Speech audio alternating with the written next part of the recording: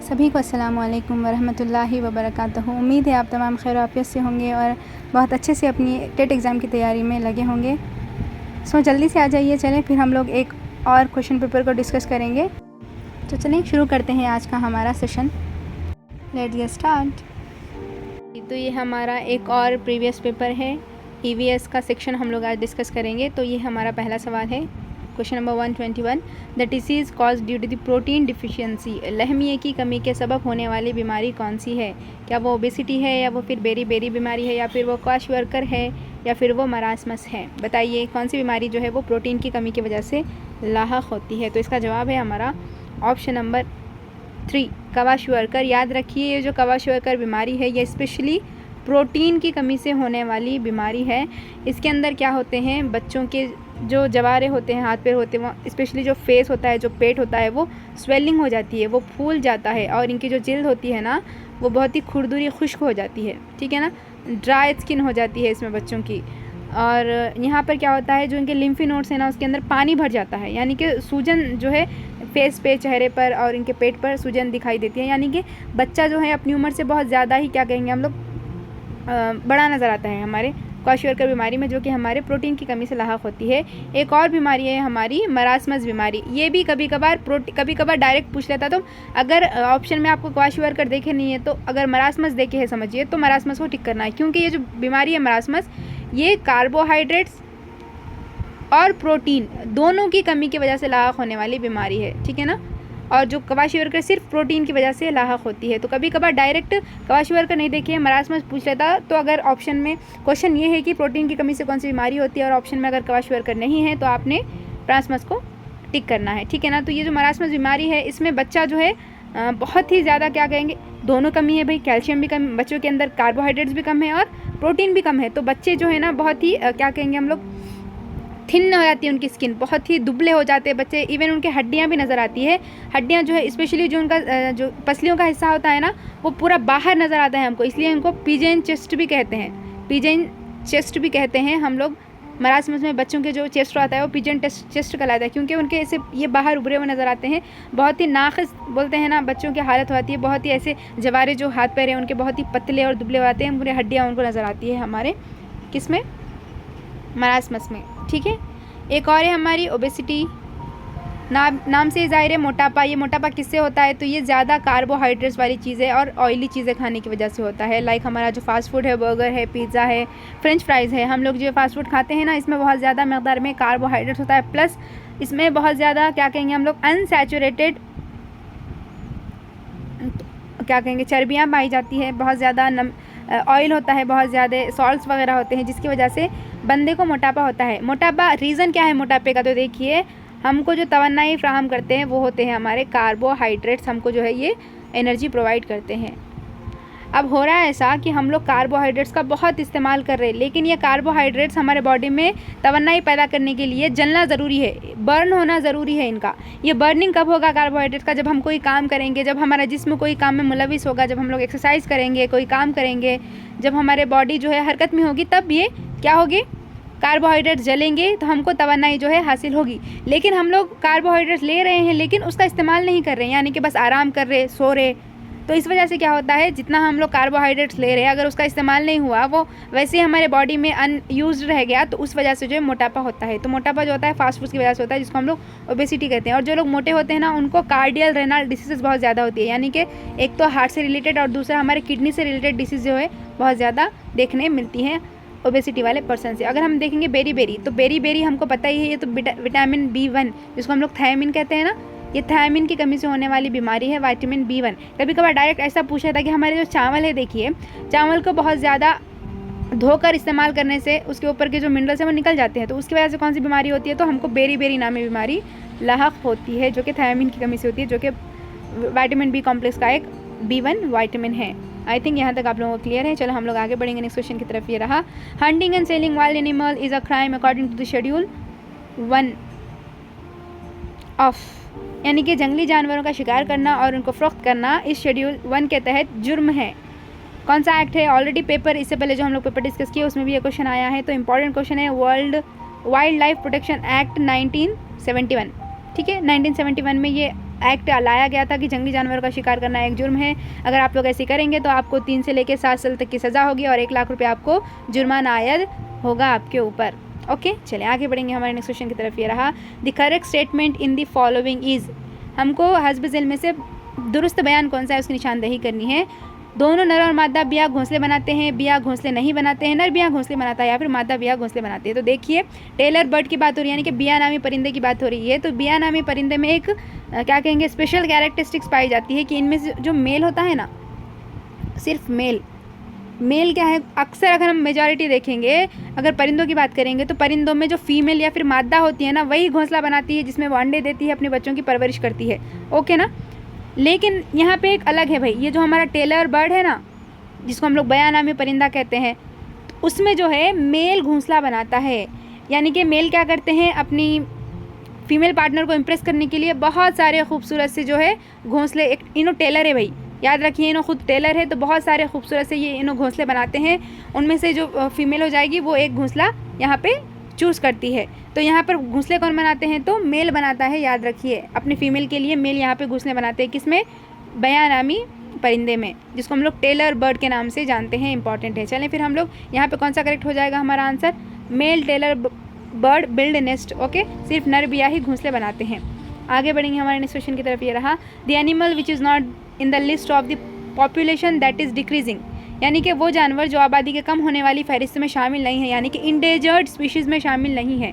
Endangered species की बात कर रही है। तो हमको पता ही है हमारा जो बंगाल टाइगर है या फिर टाइगर है, ये मादूम होने वाले जानवरों में है।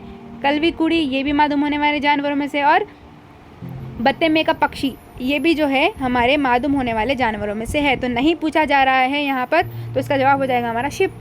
जो हमारा भेड़ है, जो हमारी शिप है ना, वो मादूम होने वाले जानवरों से नहीं है, इनकी तादाद घट नहीं रही है, बहुत ज़्यादा शिप मौजूद है। लेकिन अगर हम देखेंगे तो कलवी कुड़ी, टाइगर एंड बत्ती में का पक्षी, ये 3 भी जो हो जाएंगे ये मादूम या फिर इंडेंजर्ड क्या कहेंगे स्पीशीज़ में आएंगे। ओके, और ये जो इंडेंजर स्पीशीज़ जो है, इनके बारे में ये फहरिस्त किस में दी जाती है, तो रेड डाटा बुक के अंदर ये लिखी जाती है। रेड डाटा बुक जो है वो कौन पब्लिश करते हैं या फिर किसके ज़रिए बनाए जाते हैं, तो IUCN, international union for conservation of nature के ज़रिए जो है ये लिस्ट, ये फहरिस्त बनाई जाती है, जिसमें मादूम होने वाले जानवरों के नेम्स जो है इसके अंदर सेव होते हैं। क्लियर है यहाँ तक। चलें फिर हम लोग आगे बढ़ेंगे नेक्स्ट क्वेश्चन की तरफ। ये रहा question number 125, Sultan Mohammed of Ghazni who destroyed the Somnath temple was a contemporary of. ये जो सोमनाथ मंदिर को बर्बाद करने वाले हैं सुल्तान महमूद ऑफ गज़नवी, ये किसके हम असर थे, यानी कि किसके ज़माने में इन्होंने जो है सोमनाथ टेम्पल को जो है भाई क्या किया था, डिस्ट्रॉय किया था। क्या वो हमारे श्री मराश्री वल्लभा है या फिर राजा राजा देवा है, देन छोला राजेंद्र 2 है या फिर छोला राजेंद्र 1 है। बताइए कौन हो जाएंगे ये। इसका जवाब हो जाएगा हमारा, देखिए ऑप्शन नंबर 4, छोला राजेंद्र 1। याद रखिए ये जो हमारा महमूद ऑफ गज़नवी है या फिर महमूद ऑफ गज़नी कहते हैं हम लोग, तो ये जो है इन्होंने इंडिया पर जो है भाई 101 से लेकर 125 के दौरान पूरे 17 अटैक्स किए हैं। ठीक है ना। इनका उन्होंने क्या करते थे, ईरान में, सेंट्रल एशिया में अपनी हुकूमत को बढ़ाना चाहते थे, तो इन्होंने बहुत सारे इलाक़ों को क्या किया, रेड किया, वहाँ पर हमले किए। तो हिंदुस्तान पर इन्होंने टोटल 17 मरतबा हमले किए। पहला जो हमला हुआ था वो 101 में हुआ था और लास्ट जो हमला था वो 125 में हुआ था। और लास्ट जो हमला था इनका 16वां हमला, उसमें इन्होंने क्या किया, जो सोमनाथ टेम्पल है ना, वहाँ पर लूट मचाई और वहाँ से जितना सोना था ना उसको लूट मार करके सोने को लेकर चले गए। तो इस टाइम पर जो है हमारी किसकी हुकूमत थी या फिर हम असर कौन थे, तो छोला राजेंद्र 1 जो है यहाँ पर छोला जो डायनेस्टी थी उसके थे हमारे राजेंद्र 1। इंपॉर्टेंट है, ये जो राजेंद्र 1 है ना, ये हमारे राजा के बेटे थे। ठीक है ना। राजा 1 जो थे ना, उनके बेटे थे हमारे छोला राजेंद्र 1। और ये छोला राजेंद्र 1 इसलिए भी इम्पॉर्टेंट है क्योंकि इन्होंने नेवी, उस टाइम पर जो है नेवी को इन्होंने बहुत ही ज़्यादा एक्सपैंड किया। ठीक है ना। नेवी को डेवलप करने वाले हमारे छोला में राजा राजेंद्र 1 हैं। और इन्होंने क्या किया, क्या कहेंगे, नेवी को डेवलप्ड करते हुए जो अपनी हुकूमत है ना उसको गंगा वैली और श्रीलंका तक पहुंचाया। क्वेश्चन ऐसा डायरेक्ट पूछ सकता कि कौन से राजा ने जो है भाई नेवी को डेवलप्ड करते हुए गंगा वादी से होते हुए श्रीलंका को भी क्या किया, अपने फतेह किया। तो ये हो जाएंगे हमारे छोला राजेंद्र 1। इंपॉर्टेंट है, याद रखिए छोला राजेंद्र 1। इसके अलावा अगर हम छोला राजेंद्र 1 की बात करेंगे तो इन्होंने एक मंदिर भी तामीर किया है जिसको हम लोग किस नाम से जानते हैं, गंगईकोंडा छोलापुरम। कौन सा, गंगईकोंडा। गंगईकोंडा, छोलापुरम, ये भी बनाने वाले हमारे छोला राजेंद्र वन है, इंपॉर्टेंट है, याद रखिए। क्लियर है यहाँ तक? चलिए फिर हम लोग आगे बढ़ेंगे। The state that lies on the west side of Telangana state, हमारे तेलंगाना स्टेट के मगरबी जानिब जो है कौन सी रियासत वाक़ है हमको बताना है। तो यहाँ पर चलो रिकॉल करिए, तेलंगाना का मैप याद होना है आप लोगों को यहाँ पर। तो तेलंगाना के वेस्ट में कौन सी रियासत हो जाएगी भाई? कर्नाटका हो जाएगी, याद रखिए। कुछ मेरे किसी मत जाइए, हाँ, जस्ट फॉर ड्राइंग पे मत जाइए, ओके। ये है वेस्ट में हमारी कर्नाटका हो जाएगी, ओके। देन यहाँ पर नॉर्थ और वेस्ट में जो है महाराष्ट्र हो जाएगी, यहाँ पर महाराष्ट्र है, ओके। और अगर हम देखेंगे तो हमारे साउथ ईस्ट जो है, साउथ ईस्ट, हाँ राइट, साउथ ईस्ट में जो है यहाँ पे छत्तीसगढ़ आ जाएगा। छत्तीसगढ़ है साउथ ईस्ट में। महाराष्ट्र किधर है हमारा? नॉर्थ वेस्ट में है। नॉर्थ में और वेस्ट में कौन है हमारा? कर्नाटका है। और नीचे भाई, नीचे यानी कि साउथ ईस्ट, साउथ ईस्ट में कौन सी हो जाएगी? तो हमारा एपी, आंध्र प्रदेश हो जाएगी। तो हमारा तेलंगाना इस तरह से जो है भाई नेबरिंग स्टेट से, कभी कभार उड़ीसा भी आपको देता, तो उड़ीसा जो है टच नहीं करता, नेबरिंग स्टेट ज़रूर है लेकिन वो हमारे बाउंड्री टच नहीं करता हमारे तेलंगाना से, ओके। तो हमारे वेस्ट में कौन सी हो जाएगी? तो कर्नाटका हो जाएगी। मध्य प्रदेश तो बहुत ही ऊपर है, हमारे तमिलनाडु तो है नहीं। छत्तीसगढ़ जो है हमारे किधर साइड में आती है? ये नॉर्थ ईस्ट में, ये हमारे इंडिया को टच करेगा। चलिए क्लियर है यहाँ तक? आगे बढ़ेंगे हमारे नेक्स्ट क्वेश्चन की तरफ। ये रहा question number 127। The founder of आदि हिंदू जत्यनोत्ति सभा इन तेलंगाना, तेलंगाना में आदि हिंदू जत्यनोत्ति सभा के फाउंडर कौन है? क्या वो हमारे अरिगे रामास्वामी है, या फिर वो ज्योतिबा फुले है, या फिर भाग्य रेड्डी वर्मा है, या फिर नारायण गुरु है? बताइए कौन हो जाएंगे? देखिए, अगर हमको क्वेश्चन में ये पूछा जाता कि आदि हिंदू जो समाज है, जो सभा है, वो किसने फाउंड की है, तो वो तो जवाब हो जाता हमारा भाग्य रेड्डी वर्मा। यहाँ पर लेकिन क्वेश्चन किस बारे में है कि आदि हिंदू जत्योन्नति सभा, ये बनाने वाले कौन है? यहाँ पे आदि हिंदू सभा की बात नहीं हो रही है, आदि हिंदू जत्योन्नति सभा की बात हो रही है, वो भी तेलंगाना में। तो उसका जवाब हो जाएगा हमारा ऑप्शन नंबर है अरिग्य रामास्वामी। इंपॉर्टेंट है, याद रखिए। जो अरिग्य रामास्वामी है ना, पहल तो ये हमारे भाग्य रेड्डी वर्मा के साथ ही क्या करते थे? वर्क करते थे, लेकिन बाद में इन्होंने अलग से जो है एक सभा को फॉर्म किया है हमारे तेलंगाना में, जो हो जाएगी आदि हिंदू जत्योन्नति सभा तेलंगाना, याद रखिए। अगर हम लोग आदि हिंदू सभा की बात करेंगे तो इसके फाउंडर हो जाएंगे हमारे भाग्य रेड्डी वर्मा। जो हमारे दलित वगैरह जो हो जाएंगे, उनके हक़ में, उनके लोगों के लिए जो है भाग्य रेड्डी वर्मा ने हमारे आदि हिंदू समाज की जो है फाउंडेशन रखा था। ये किन से इंस्पायर हुए थे? तो एक तो थे हमारे BR अम्बेडकर और दूसरे हमारे ज्योतिबा फुले। ये इनसे इंस्पायर होकर इन्होंने ये समाज बनाया था। अगर हम ज्योतिबा फुले की बात करेंगे तो इन्होंने क्या बनाया था भाई? सत्यशोधक समाज, याद रखिए। सत्यशोधक समाज के जो फाउंडर है वो हो जाएंगे हमारे ज्योतिबा फुले। क्लियर है यहाँ तक? चलें फिर हम लोग आगे बढ़ते हैं नेक्स्ट क्वेश्चन की तरफ। ये रहा हमारा question number 128। Telangana state bird is, हमारे तेलंगाना का रियासती परिंदा कौन सा है? क्या वो पैरट है, क्या वो स्पैरो है, क्या वो डव है, या फिर वो पाला पिट्टा है? लड्डू क्वेश्चन है, तो जवाब हो जाएगा हमारा ऑप्शन नंबर 4 पाला पिट्टा, या जिसको हम लोग नीलकंठ कहते हैं, या जिसको हम लोग ब्लू जे के नाम से जानते हैं, ओके। ब्लू जे, नीलकंठ और पाला पिट्टा, ये तीनों एक ही नेम है। ये है हमारे क्या कहेंगे, तेलंगाना के रियासती परिंदे के नेम से। इसके अलावा अगर मैं देखूंगी तो जो हमारा डीर हो जाएगा, कभी कभार ये भी पूछ लेता, जो स्पॉटेड डीर है वो हमारे तेलंगाना का स्टेट जानवर हो जाएगा, जिसको हम लोग जिंका कहते हैं। क्या कहते हैं? जिंका। एक और हो जाएगा हमारा तंगड़ी पुव्वू। हमारे तेलंगाना का स्टेट फ्लावर जो है वो कौन सा है? तो तंगड़ी पुव्वू जो है स्टेट फ्लावर हो जाएगा हमारे तेलंगाना का। और क्या है अब बचा हुआ? कुछ नहीं है, इतना काफ़ी है, ठीक है। आगे बढ़ेंगे फिर हम लोग। चलें, नेक्स्ट क्वेश्चन है हमारा, the first floor of Qutub Minar was built by, पहला जो फ्लोर है कुतुब मीनार का वो किसने तैयार किया था? क्या वो हमारे बाबर ने तैयार किया था, या वो हमारे अकबर ने तैयार किया था, कुतुबुद्दीन ऐबक ने, या फिर अलाउद्दीन ने? ऑप्शन तो ये ऐसे दे देता कि थोड़ा बहुत कन्फ्यूजन क्रिएट होता। देखो, बाबर और अकबर ऑप्शन में नहीं आनी चाहिए था। अगर उसको हार्ड बनाना था क्वेश्चन तो ये बाबर अकबर तो देना ही नहीं चाहिए था। ये तो हमारे मुगल से रिलेटेड है, ये क्वेश्चन हमारा दिल्ली सल्तनत से रिलेटेड है। तो ये यहाँ पे डाल के दो ऑप्शन तो वैसे ही बाहर निकाल दिया भाई, दो ऑप्शन तो वैसे ही बाहर निकल गए। बच गया हमारे कुतुबुद्दीन ऐबक और अलाउद्दीन।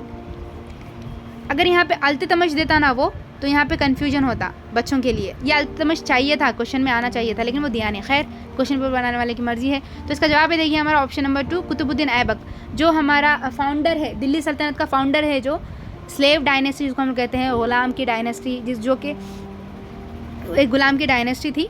ओके, मोहम्मद गौरी जो है वो आए थे, उनका ग़ुलाम छोड़ के गए थे। ठीक है, ये सारी चीज़ें थी। तो ये जो हमारे कुतुबुद्दीन ऐबक है ना, उन्होंने कुतुब मीनार की जो है तामीर शुरू की थी, पहला फ्लोर बनाया था, लेकिन उसके बाद उनकी डेथ हो गई। उसके बाद आए अल्ततमश, जो हमारे अल्ततमश है ना, उन्होंने बाद में कंस्ट्रक्शन को पूरा किया हमारे कुतुब मीनार के। इम्पॉर्टेंट है। ठीक है, तो तैयार करने वाले, स्टार्टिंग में कंस्ट्रक्शन को शुरू करने वाले और एक फ्लोर बनाने वाले कुतुबुद्दीन ऐबक। अगर ऐसा क्वेश्चन बना के कुतुबुद्दीन की जो कुतुब मीनार की जो तामीर है वो किसने मुकम्मल की है, तो हमारा जवाब हो जाएगा अल्ततमश ने जिसको मुकम्मल किया है। क्लियर? चलिए फिर हम लोग आगे बढ़ते हैं। हाँ, अल्ततमश को स्लेव ऑफ स्लेव कहा जाता है, यानी कि ग़ुलाम का ग़ुलाम। ये तो हमारे कुतुबुद्दीन ऐबक है ना, इनका ग़ुलाम था हमारा अल्ततमश। ये थी ग़ुलाम डायनेस्टी, और इनके ग़ुलाम ने फिर एक डायनेस्टी बनाई। ठीक है, और रियल फाउंडर ऑफ दिल्ली सल्तनत भी जो है हमारे अल्ततमश को ही माना जाता है। चलिए फिर हम लोग आगे बढ़ेंगे, ज़्यादा हो रहा है। नेक्स्ट क्वेश्चन है हमारा question number 130, the river that flows throughout the desert of Sahara. Sahara जो डेजर्ट है, कहाँ है सहारा डेजर्ट? ये हमारे अफ्रीका में है। ओके, ये अफ्रीका में जो हमारा सहारा डेजर्ट है, यहाँ से कौन सी नदी बहती है हमको पूछा जा रहा है। क्या कॉन्गो है, या फिर वो नाइजर है, या फिर नील है, या फिर वोल्टा रिवर है? तो इसका जवाब है हमारा ऑप्शन नंबर 3, नील दरिया। दरियाए नील जो हो जाएगी, ये हमारे दुनिया की सबसे लॉन्गेस्ट जो है रिवर हो जाएगी, जो कि हमारे मिस्र से, इजिप्ट से होकर गुजरती है। ओके ना, और ये हमारे सहारा डेजर्ट से भी गुजरती है। सहारा डेजर्ट जो है हमारे दुनिया का सबसे बड़ा जो है डेजर्ट है, सबसे बड़ा डेजर्ट भी है जो है हमारा सहारा डेजर्ट है। और सबसे बड़ी जो दरिया हो जाएगी वो नील दरिया हो जाएगी, जो कि हमारे सहारा डेजर्ट से होकर गुजरती है, जो कि हमारे अफ्रीका में मौजूद है। ओके, चलिए कमेंट ऑन करके बताइए हमारे इंडिया की सबसे लंबी जो नदी हो जाएगी, सबसे longest river of our India, वो कौन सी हो जाएगी, और हमारे तेलंगाना की सबसे जो लंबी नदी है वो कौन सी हो जाएगी। आप लोग कमेंट ऑन करके नीचे ज़रूर बताइए। चलिए नेक्स्ट क्वेश्चन की तरफ बढ़ेंगे हम लोग फिर। The Satavahana dynasty was founded by. जो सातवाहना डायनेस्टी है, जो कि तेलंगाना की हमारी पहली डायनेस्टी मानी जाती है, पहली हुक्मरानी मानी जाती है, तो किसने, फाउंडर कौन है इसके भाई? क्या वो हमारे श्री पुलामी होंगे, या कनिष्क होंगे, या फिर श्री मुखा होंगे, या फिर यज्ञनाश्री शतकर्णी हो जाएंगे? कौन हो जाएंगे? तो इसका जवाब है देखिए हमारा ऑप्शन नंबर 3, श्री मुखा। श्री मुखा जो हो जाएंगे हमारे सातवाहना डायनेस्टी के फाउंडर। ओके, इंपॉर्टेंट है। अगर हम कनिष्क की बात करेंगे तो ये तो हमारे कुषाण डायनेस्टी से रिलेटेड है। ठीक है, कुषाण जो डायनेस्टी थी ना, ये उससे रिलेटेड है हमारे कनिष्क, शायद। हाँ, चलो यहाँ पे सातवाहना डायनेस्टी की बात की जा रही है, तो ये हमारे तेलंगाना का सबसे पहला हो जाएगा सातवाहना डायनेस्टी, और इसको फाउंडर है हमारे श्री मुखा। इंपॉर्टेंट है। अच्छा, यहाँ पे आप लोग कमेंट डाउन करके बताइए कि जो हमारा काकतीय डायनेस्टी है ना, उसके फाउंडर कौन है? आप लोग कमेंट डाउन करके ज़रूर बताइएगा। और ये श्री पौलमी और यज्ञश्री शतकर्णी, ये हमारे सातवाहनास के ही राजा हो जाएंगे। चलिए फिर हम लोग आगे बढ़ते हैं हमारे नेक्स्ट क्वेश्चन की तरफ। The Kings reservoir house Sultani was build by. अब ये जो हौज़ सुल्तानी है, यानी कि शाही तालाब था एक, जिसको हौज़ सुल्तानी के नाम से तामीर किया गया था, तो ये किसने किया था? क्या ये इब्राहिम ने बनाया था, क्या ये अलाउद्दीन ने बनाया था, क्या ये शाहजहाँ ने बनाया था, या फिर अल्तुतमिश ने बनाया था? तो इसको बनाने वाले हमारे अल्तुतमिश, याद रखिए, जो हमारे दिल्ली के फाउंडर, जिसको हम माने जाते हैं, जिसको हम दिल्ली सल्तनत के फाउंडर मानते हैं, अल्तुतमिश, इन्होंने बनाया था हौज़ सुल्तानी। इन्होंने जो कुतुब मीनार बनाया था ना, हमारा कुतुब मीनार के क्या कहेंगे, एक साइड में ही इन्होंने हौज़ सुल्तानी जो है, शाही तालाब जो है, तामीर करवाया था। किसने? अल्तुतमिश ने। इंपॉर्टेंट है। इसके अलावा जो मोइज़ी मदरसा है, ठीक है, मोइज़ी मदरसा जो है वो, उसके तामीर करने वाले भी हमारे अल्तुतमिश ही है। इंपॉर्टेंट है, याद रखिए। जो सबसे पहला जो है हमारे क्या कहेंगे, हिंदुस्तान का क्या माना जाता है, ये मकतब माना जाता है, ठीक है ना। जो प्राइमरी जो हमारे जहाँ पे स्टडी होती थी, मकतब, वो माना जाता है मोइज़ी मदरसा, जो कि अल्तुतमिश के ज़रिए ही बनाया गया है। शाहजहाँ तो पता ही है आपको, लाल किला बनाया है इन्होंने, रेड फोर्ट, इसके अलावा ताजमहल बनाया है इन्होंने। ओके, आगे बढ़ेंगे फिर नेक्स्ट क्वेश्चन की तरफ। तो ये रहा हमारा question number 133। This is not among the 4 Rs refer to the reduce pollution और टू सेव इन्वायरमेंट। यानी कि जो हमारे 4 Rs हम लोग हमारे इन्वायरमेंट को प्रोटेक्शन के लिए जो है 4 Rs का इस्तेमाल करते हैं, इनमें से कौन सा नहीं है पूछा जा रहा है। Recover, repair, reduce and reuse. तो नहीं हो जाएगा रिपेयर। रिपेयर नाम की कोई चीज़ नहीं है भाई हमारे इन्वायरमेंट में। हम जो बात करते हैं, सबसे पहले तो हम रिड्यूस की बात करते हैं, देन रीयूज़ की बात करते हैं, देन रिसाइकल की बात करते हैं, और फोर्थ वन रिकवर की बात करते हैं। ये 4 आर हो जाएंगे 4 आर्स जो हमारे पोल्यूशन कंट्रोल करने के लिए, प्लस जो भी क्या कहेंगे हम लोग हमारे माहौल की तहफ़्फ़ुज़ के लिए हम लोग इसका इस्तेमाल करते हैं। क्लियर है यहाँ तक? चलिए फिर हम लोग आगे बढ़ेंगे नेक्स्ट क्वेश्चन की तरफ। ये रहा, the largest organ in the human body, हमारे इंसानी जिस्म में मौजूद सबसे बड़ा अज़ू कौन सा है? क्या वो लंग्स है, क्या वो स्टमक है, क्या वो ब्रेन है, या फिर वो स्किन है? कौन सा हो जाएगी भाई? यहाँ पर भी कन्फ्यूजन के लिए अगर मैं अगर क्वेश्चन पेपर बनाती तो मैं यहाँ पर लिवर को भी ऐड करती। क्यों करती ऐड अभी बताऊँगी मैं आपको। तो इसका आंसर देखिए आप लोग, सबसे अगर हम लोग जनरली ओवरऑल पूछा तो ओवरऑल जो हो जाएगा हमारी ह्यूमन बॉडी का लार्जेस्ट ग्लैंड जो है वो स्किन हो जाएगी, याद रखिए। इसका अगर हम लोग खुतर देखेंगे तो आई थिंक 2.5 मीटर की होगी, और इसका वज़न देखेंगे हम तो 4 किलोमीटर इसका वज़न हो जाएगा स्किन का हमारी बॉडी में। ओके, 2.5 मीटर इसका खुतर हो जाएगा आई थिंक। ओके, तो सबसे बड़ा जो ओवरऑल ऑर्गन है हमारा वो स्किन हो जाएगा। लेकिन अगर आपको क्वेश्चन ऐसा पूछा कि the largest internal organ in the body, internal organ की बात करी तो वो हो जाएगा लिवर। इंपॉर्टेंट है, देखिए लार्जेस्ट ओवरऑल की अगर हम बात करेंगे तो स्किन है, अगर इंटरनल पूछा तो लिवर है, अगर हमको ओवरऑल पूछा सेकेंड लार्जेस्ट की अगर हम ओवरऑल बात करेंगे तब भी लिवर ही आ जाएगा। ठीक है, लिवर हमारा second largest organ in the human body है। अगर हम लोग इंटरनल ऑर्गन की बात करेंगे तो largest organ in the human body है। अगर हम लोग ऐसे पूछ लिया क्वेश्चन में कि लार्जेस्ट ग्लैंड कौन सा है हमारी बॉडी में, गुदूद जो है वो भी हमारा लिवर ही हो जाएगा। क्लियर है? तीन में है देखिए लिवर, एक तो सेकेंड लार्जेस्ट ग्लैंड है बॉडी का ओवरऑल, और इंटरनल फर्स्ट सबसे बड़ा ग्लैंड है, और ऑर्गन है, और हमारा बॉडी का सबसे बड़ा ग्लैंड भी जो है लिवर हो जाएगा। क्लियर है यहाँ तक? I think so. चलिए फिर हम लोग आगे बढ़ेंगे हमारे नेक्स्ट क्वेश्चन की तरफ। ये रहा, the animals lives in burrows, वो जानवर जो बिलों में रहते हैं। बताइए, चलो आप लोग ही थोड़ा यहाँ पे दिमाग लगाइए। क्या मंकीज़ जो है वो बिल में रहते हैं? आप लोगों ने बिलों में रहते हुए देखा? बिल यानी कि वो गड्ढा खोद कर सुरंग के अंदर अपनी ज़िंदगी गुजारते हैं। मंकीज़ गुजारते हैं? नहीं भाई। बियर गुजारते हैं? नहीं भाई। फॉक्स गुजारते हैं? नहीं। तो कौन हो जाएंगे? रैबिट। जो हमारे रैबिट्स हो जाएंगे ना, खरगोश, वो बिलों में रहने वाले जानवरों में से हो जाएंगे। रैबिट जो है वो बिल में रहने वाला जानवर यहाँ पर हो जाएगा। ओके, कुछ और यहाँ पर बोल सकते हैं क्या हम लोग डिटेल? चलो नहीं, काफ़ी है इतना। नेक्स्ट क्वेश्चन है हमारा question number 136, these can't play role in the depletion of ozone layer, ये ओजोन परत को घटाने में कोई रोल अदा नहीं करते हैं। नहीं की बात की जा रही है यहाँ पर, तो 3 हो जाएंगे, 1 नहीं हो जाएगा। तो देखिए, refrigerators, air conditioner, aerosols. Air conditioner यानी कि एसीज, हमारे एसी, हमारा फ्रिज, और हमारे एरोजोल स्प्रेज, ये तीनों जो हो जाएंगे ये हमारे ओजोन लेयर के डिप्रेशन में अहम रोल अदा करते हैं। क्यों? क्योंकि इनसे क्लोरोफ्लोरोकार्बन जो है वो क्या कहेंगे, इफराज होता है उसका, क्लोरोफ्लोरोकार्बन। ये जो क्लोरोफ्लोरोकार्बन है ना, अब ये करते क्या है भाई, ये जो हमारी ओजोन लेयर है किसमें पाई जाती है? ओजोन लेयर हमारे स्ट्रेटोस्फीयर में। अब हमारे स्ट्रेटोस्फीयर में ये जो ओजोन लेयर मौजूद है, वहाँ जो ओजोन लेयर है, ओजोन लेयर क्या है भाई? अब देखिए, ozone layer nothing but O3। हमारा ऑक्सीजन क्या होता है? O2 में पाया जाता है, यानी कि ऑक्सीजन के 2 साली में होते हैं। यहाँ पर है ऑक्सीजन के 3 साली में होते हैं हमारे ओजोन लेयर में। तो ये क्लोरोफ्लोरोकार्बन क्या करता है भाई? ये क्लोरोफ्लोरोकार्बन, ये जो हमारे O3 होते हैं ना, वहाँ पे क्या करता है, जाकर ये O3 को तोड़ देता है भाई। इसको तोड़ने की वजह से क्या होता है? O2 अलग हो जाता है हमारा। इसकी वजह से क्या हो रहा है, जो हमारी ओजोन लेयर है ना, उसकी जो मोटाई है, वो मोटाई में जो है गिरावट आ रही है।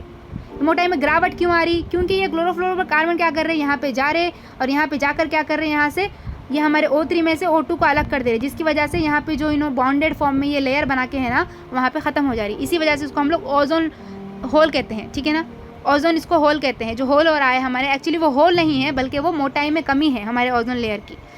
इंपॉर्टेंट है।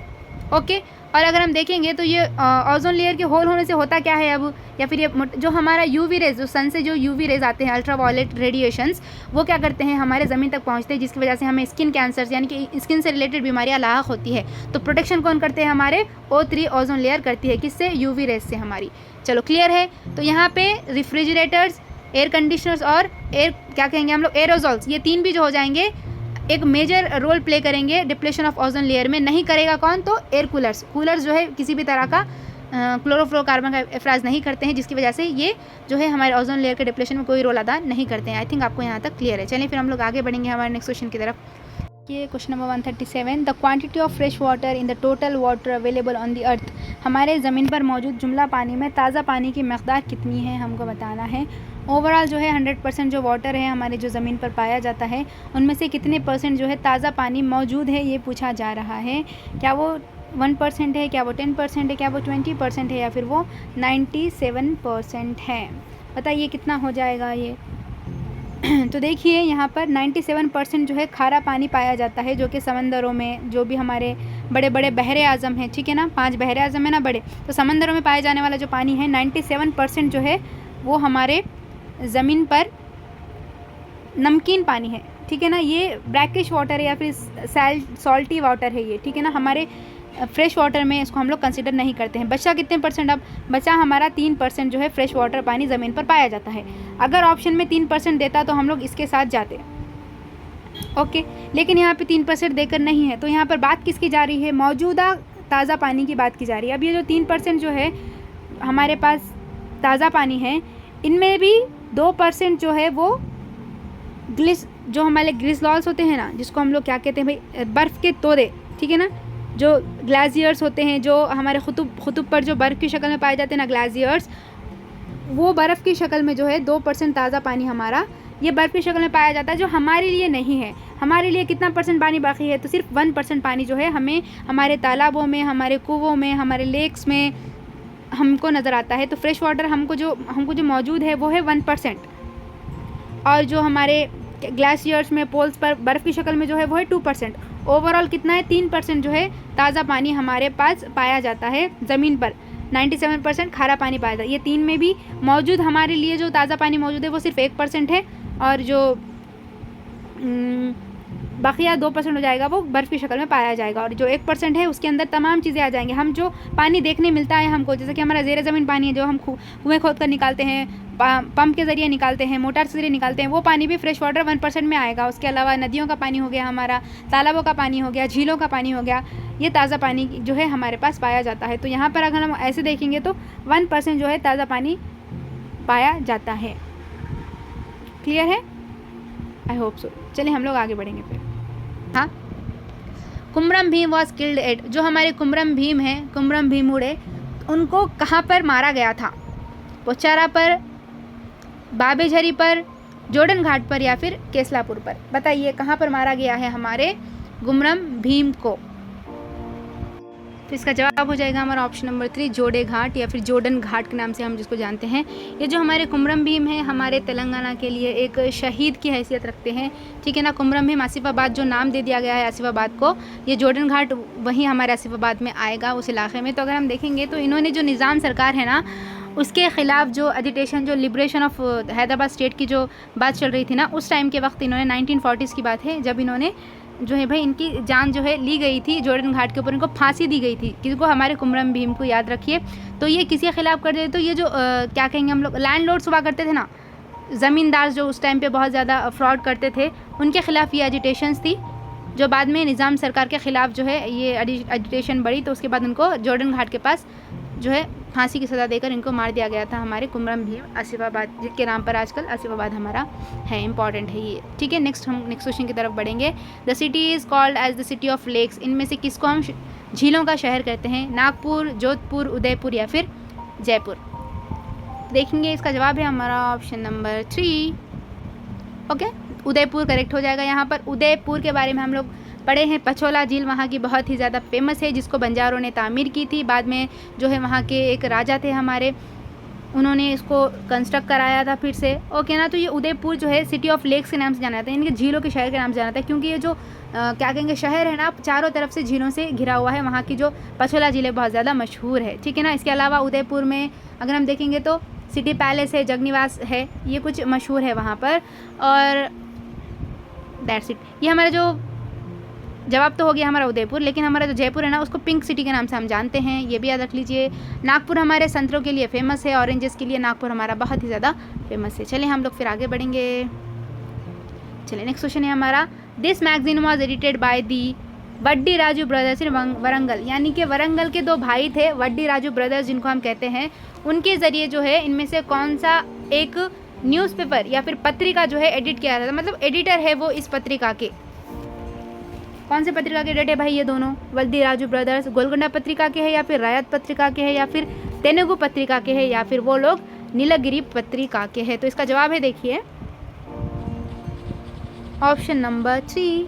ठीक है, ऑप्शन नंबर 3 करेक्ट हो जाएगा यहाँ पर। ये जो तेलुगु पत्रिका है ये वरंगल के ज़रिए चलाए जाने वाला एक न्यूज़पेपर था जो कि उस वक्त पे वड्डी राजू ब्रदर्स जो है ये पत्रिका या फिर ये न्यूज़पेपर जो है चलाते थे। इंपॉर्टेंट है, याद रखिए। इसके अलावा अगर मैं बात करूँगी गोलकोंडा पत्रिका की, ये जो हमारा गोलकोंडा पत्रिका है ना, ये पत्रिका, इसके लिखने वाले या फिर इसके एडिटर कौन है? तो याद रखिए सूरा वर्मा। ठीक है, सूरा वर्मा प्रताप रेड्डी, याद रखिए कौन है? सूरा वर्मा प्रताप रेड्डी जो हो जाएंगे हमारे गोलकोंडा पत्रिका के एडिटर हो जाएंगे। अगर मैं नीलगिरी पत्रिका की बात करूं तो नीलगिरी पत्रिका के एडिटर कौन हो जाएंगे? तो वेंकटरामा नरसिम्हा राव।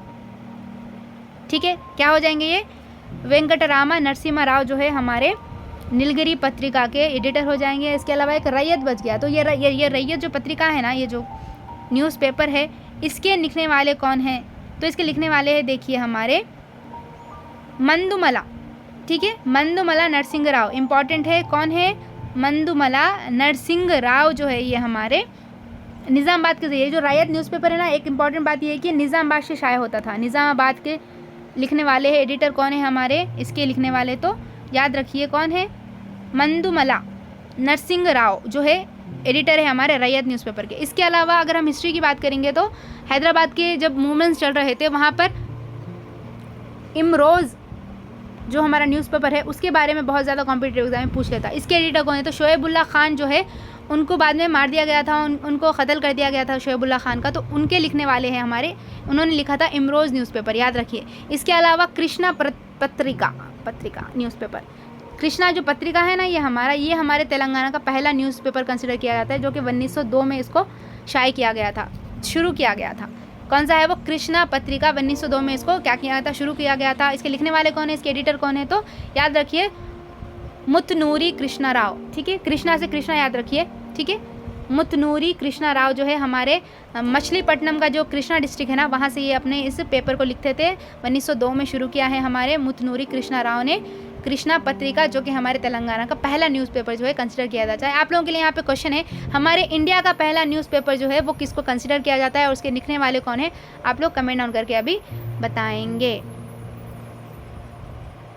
ओके, चलें अब नेक्स्ट क्वेश्चन की तरफ बढ़ेंगे हम लोग। Throughout the world the day and the night are equal in size on this day, यानी कि पूरी दुनिया में जो है इस दिन जो है हमारे दिन और रात मसावी हो जाएंगे, यानी कि दिन और रात दो भी जो हो जाएंगे 12-12 घंटे के हो जाएंगे, यानी कि दिन 12 घंटे का होगा और रात 12 घंटे की होगी, यानी कि इक्विनॉक्स की यहाँ पर बात की जा रही है। ओके, तो बताइए कौन सा हो जाएगा, किस दिन पर हम लोग इक्विनॉक्स मनाते हैं?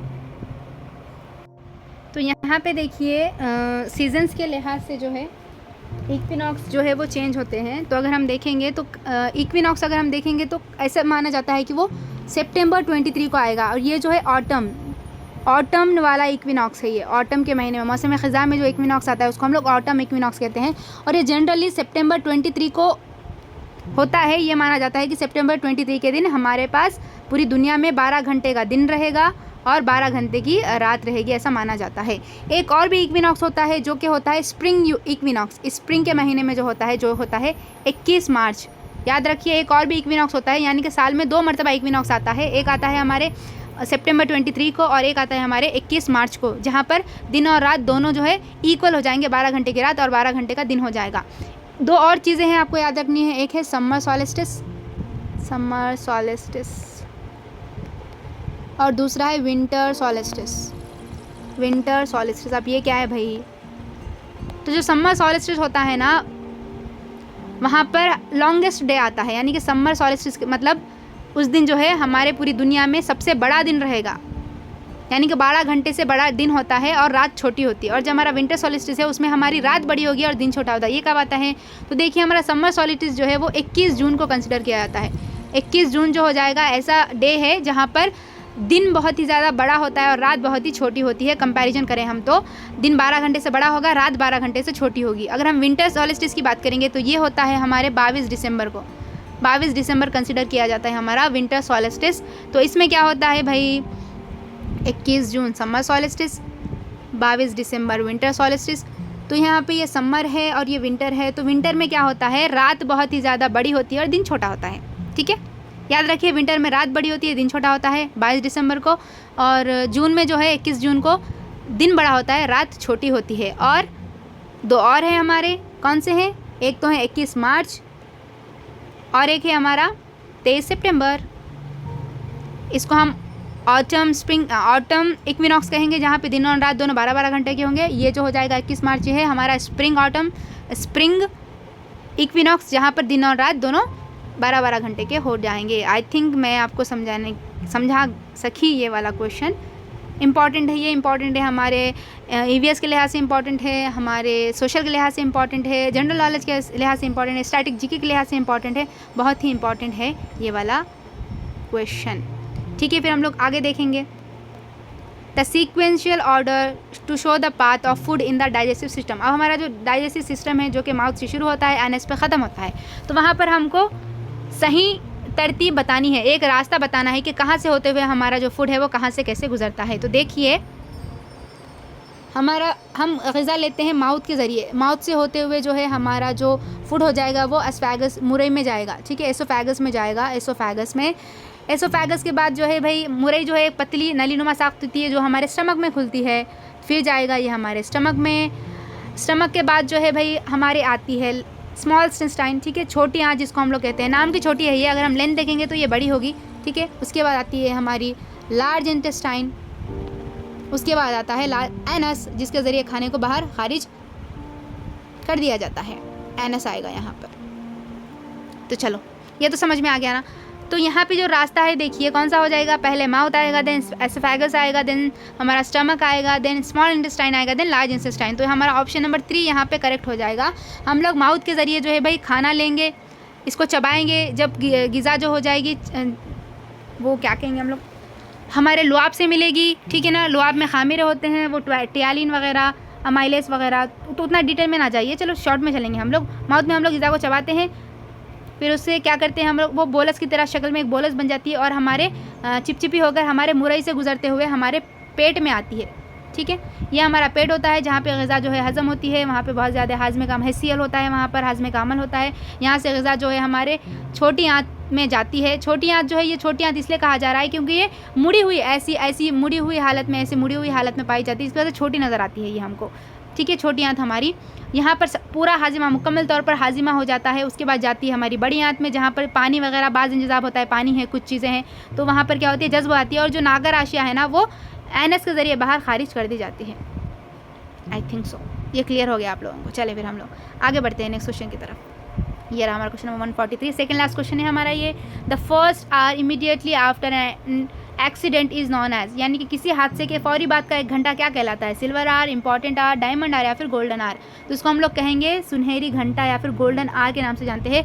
कोई भी हादसा पेश आया हो तो उसके बाद जो मरीज़ का जो ज़िंदगी का 1 घंटा होता है ना हादसे के पेश आने के बाद, वो बहुत ही इंपॉर्टेंट होता है। क्रिटिकल क्या कहेंगे हम लोग, पीरियड होता है वो 1 घंटे का। अगर उस टाइम में अगर हम लोगों के जिसका भी हादसा हुआ है उसको सही से फर्स्ट एड दिया जाए, ट्रीटमेंट दिया जाए उसका, तो इंसान बच जाएगा। अगर वो 1 घंटे में उसका सही से ट्रीटमेंट नहीं हो सका तो वो इंसान मर जाएगा। इसी वजह से इसको हम लोग गोल्डन आर या फिर सुनहरा घंटा कहते हैं। उसकी अहमियत बताने के लिए इसको गोल्ड से जो है हम मुशाबियत दे रहे हैं कि वो एक गोल्डन आर है। ओके, क्लियर है यहाँ तक? चलिए हम लोग आगे बढ़ते हैं। ये हमारा आज का आखिरी सवाल है। हाँ जी, the nutrients that gives energy, ऐसे अज्जा या फिर ऐसे मखवियात जो हमको तवन्नाई फ्राहम करते हैं वो कौन से हो जाएंगे? कार्बोहाइड्रेट्स हो जाएंगे, वाइटामिन हो जाएंगे, प्रोटीन हो जाएंगे या फिर मिनरल्स हो जाएंगे। ऑब्वियसली बात है ये हमारे कार्बोहाइड्रेट्स है, एनर्जी गिविंग फूड कहते हैं हम इसको, एनर्जी गिविंग फूड जो हो जाएंगे हम इसको कार्बोहाइड्रेट्स कहेंगे। देखिए यहाँ पे चर्बी नहीं दिया, फैट नहीं दिया, क्योंकि फैट भी एक एनर्जी गिविंग है। ओके, जो हमारा पहला सोर्स है, प्राइमरी सोर्स जो हो जाएगा हमारे ग़िज़ा हासिल करने जिससे एनर्जी हासिल होती है, तो वो हमारे कार्बोहाइड्रेट्स हो जाएंगे। सेकेंडरी सोर्स जो है वो हमारा फैट हो जाएगा। ओके, अगर हम लोग वाइटामिन्स की बात करेंगे तो ये हमारे बॉडी के लिए क्या है भाई, बीमारियों से लड़ने के लिए हमारी मदद करते हैं। ठीक है, पुलिस की तरह काम करते हैं समझिए। जो प्रोटीन्स या लहमियात हो जाएंगे, इसके अंदर बहुत ज़्यादा मकदार में क्या पाए जाते हैं, ये हमको बॉडी बिल्डिंग ब्लॉक्स, यानी कि हमारे बॉडी की मरम्मत के लिए, बिल्डिंग ब्लॉक के लिए, हमारे मसल्स के डेवलपमेंट के लिए, हमारे नमों के लिए हमको प्रोटीन ज़रूर है। मिनरल्स में हमारे क्या है भाई, ये हमारे बॉडी के क्या कहेंगे उसको हम लोग बैलेंस के लिए हमारी ज़रूरत, लाइक सोडियम, पोटेशियम, कैल्शियम, ये जो मिनरल्स हो जाएंगे, जो नमकियात है हमारे क्या कहेंगे हम लोग, फ्लूइड बैलेंस के लिए हमारे बॉडी में इनकी ज़रूरत होती है। क्लियर है यहाँ तक? तो चलें, आज का हमारा जो सेशन है यहीं पर कंप्लीट होता है। आई होप आपको आज की जो EVS की डिस्कशन रहा होगा वो आपको अच्छे से समझ में आ गया होगा। अगर कोई डाउट है किसी चीज़ से रिलेटेड, कोई ऑप्शन से रिलेटेड, तो आप लोग कमेंट डाउन करके नीचे बता सकते हैं, या फिर हमारा जो टेलीग्राम चैनल है लर्न विद शी, वहाँ पर आप लोग मैसेज कर सकते हैं। ठीक है, आज का सेशन अच्छा लगा होगा, आपके लिए हेल्पफुल होगा। मैं ज़रूर ये उम्मीद करती हूँ कि आने वाले टेट जो एग्ज़ाम है ना, उसमें आपको ये बहुत ज़्यादा हेल्प करेगी। तो अगर सेशन अच्छा लगा हो तो लाइक, शेयर और कमेंट ज़रूर करना। इंशाल्लाह हम लोग मिलेंगे, तब तक के लिए अल्लाह हाफिज़।